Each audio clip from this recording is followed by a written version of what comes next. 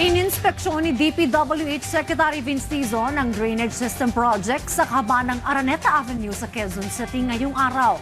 Inaasa namang matatapos ang proyekto sa huling bahagi ng Pebrero. Yan ang ulat ni Bernard Ferrer. Lumalalim talaga ng gusto eh. Ganito inilarawan ni Emilita ang kanyang karanasan sa tuwing bumabaha sa Araneta Avenue sa Quezon City. Kwento ni Emilita, noong 1975 pa siya unang nanirahan sa lugar. At simula pa noon ay problema na talaga ang pagbaha. Muntik ako ditong nalunod dahil siyempre mababa lang itong bahay namin noon. Dahil lumikas kami sa kabila.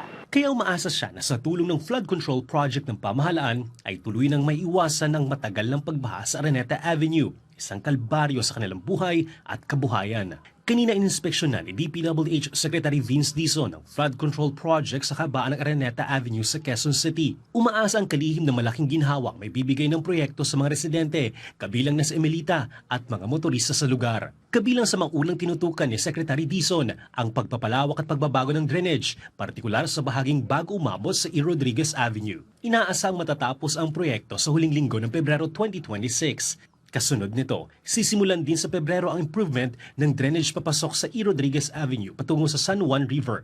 Inaasang matatapos sa Mayo 2026. Lahat to under sa Oplan Kontrabaha ni PBBM. So, tinetake advantage natin yung hindi umuulan. Kailangan lahat to talagang itotodo natin bago mag-June.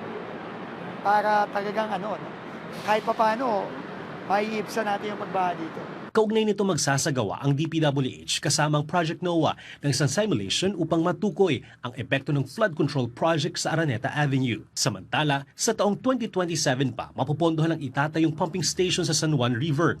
Bilang pansamantalang solusyon, maglalagay muna ang DPWH ng mobile pump upang papabilis ang pagdaloy ng tubig mula sa Araneta Avenue.